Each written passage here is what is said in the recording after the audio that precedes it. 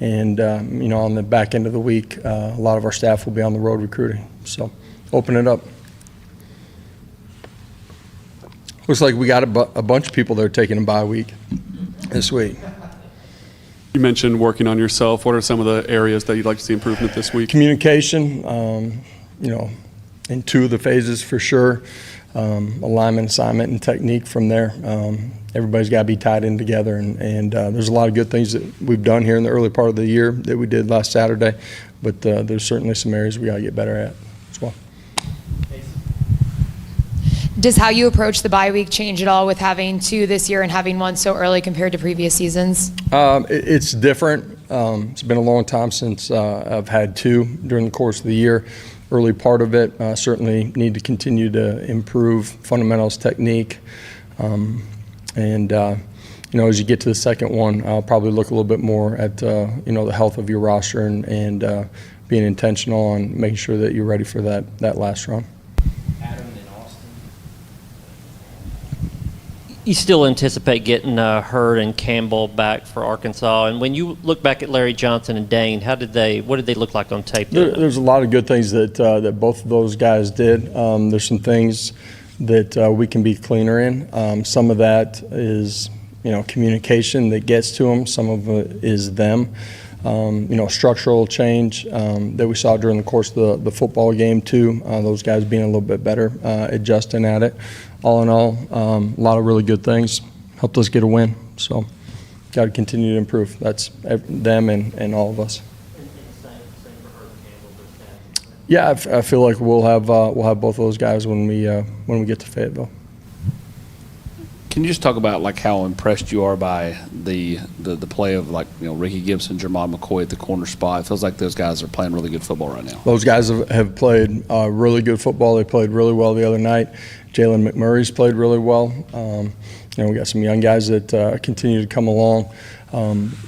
Just the type of football that they've played here in the early part of the year has been a huge part of us continuing to push forward and the way that our defense has played in the early part of the year and at the same time it's all three levels of the defense playing together too. But those guys have been phenomenal. Coach, you have a guy like Jason Jenkins who is sort of worked and bided his time to get his opportunity. I don't think he played a whole lot Saturday night, but made a huge impact on the game. What can you say about his development in your program? Yeah, it's just a guy that, you come in as a young player, you grow off the field. He's continued to just change his body, change his ability to move, bend, the fundamentals of the game. He's done an unbelievable job just continuing to invest every single day. And when you invest, it may not always be on your time, but you're going to cash it in at some point. And made a huge play in the football game last week. He played extremely well when he was out there. We have great confidence in him.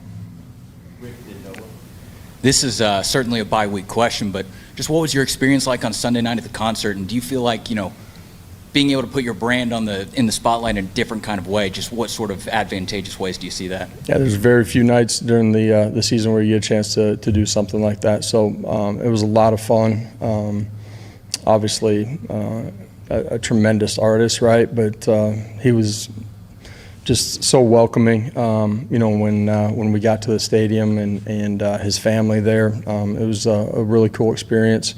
It was a home game of a different kind to walk out to a full Neyland Stadium and no football on the field. It was a really cool environment. You can't beat seeing Peyton in his uniform. You know what I mean? And tried to get him to come back for one more. He said he's done. But it was a neat experience, and Nico and Brew having a chance to be a part of it. It was really neat. Coach, you said a minute ago about Jason Jenkins investing. When did you kind of start to see that out of him? Has he always kind of done that, or just kind of would you start to see the turn to where he's at right now? No, it's just been a continued process and journey for him. It's a guy that no matter what stage, he works every single day. You know exactly what you're going to get from him from the moment he walks up the stairs, goes to meetings, to what you see in the weight room to what you get out on the practice field. Just a super consistent guy, and everybody's journey is a little bit different. Sometimes it happens fast, sometimes it doesn't. He's just continued to work and invest, and that's why he's playing the way that he does. It's a great lesson for a lot of young guys. There were a couple of plays back-to-back with the fumbles. Then on the next play, it's Joshua Joseph that gets in on the fumble strip. recovery at the 5-yard line. Yes. Yeah. What did that play tell you about the mentality of this defense to be able to stay locked in when Yeah. you're pinned back at the 5? The way the defense handled the sudden change from our offensive turnovers is as good as anywhere I've been. And I say that just the mentality, the look in their eyes, they took the field, and then obviously creating the turnovers. It was the difference in the football game early, for sure.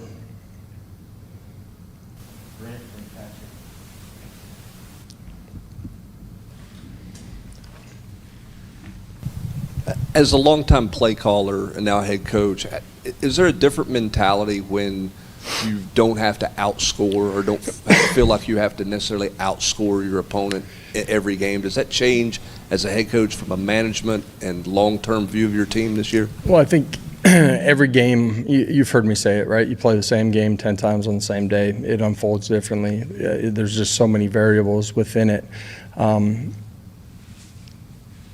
The way our defense played on Saturday and the way they've played early in the year, as an offense, you got to be ready to go find a way to be +1 no matter what happens. But then the game will form an identity during the course of the game. And certainly on Saturday night, the way our defense was playing, it formed an identity. And then it's about tying all three phases in together to make sure that you end up on the right side of the scoreboard. Josh, you talked a little bit about Larry Johnson earlier. What did you guys see in him in junior college, and sort of how has he progressed in his 2 years here to where he's able to go play in that environment and hold his own? Big, massive frame that had the ability to bend. Knew that he had to work on his body. I say we did. When he got here, he's one of the guys we recognized during the course of multiple summers. He's done an unbelievable job with strength, but also on the nutrition side of it.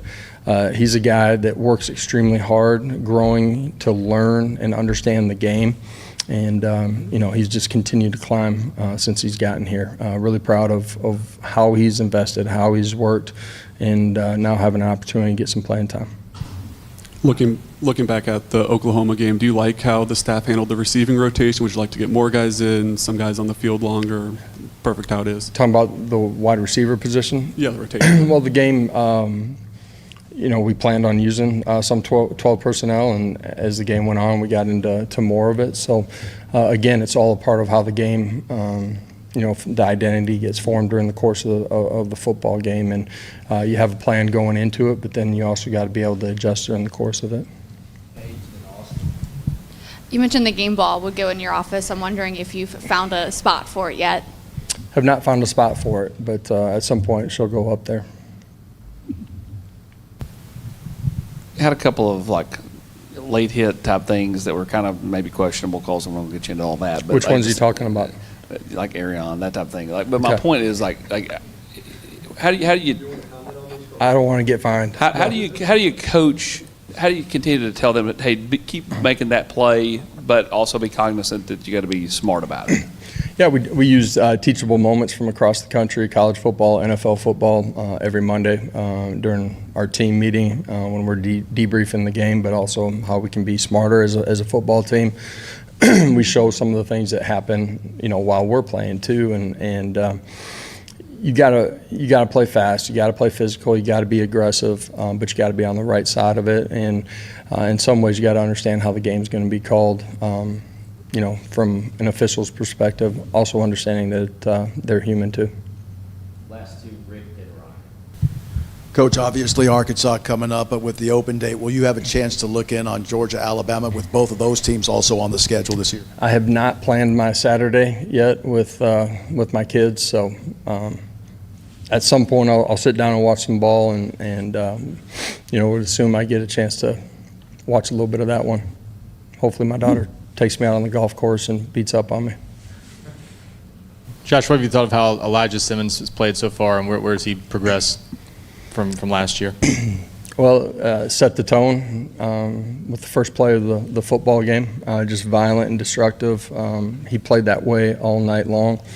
Does a great job in the goal line situation, eating up 2 blockers and not getting moved off of the line of scrimmage. So he's playing extremely well. Our defensive line as an entire group is playing extremely hard, really physical and playing with great fundamentals.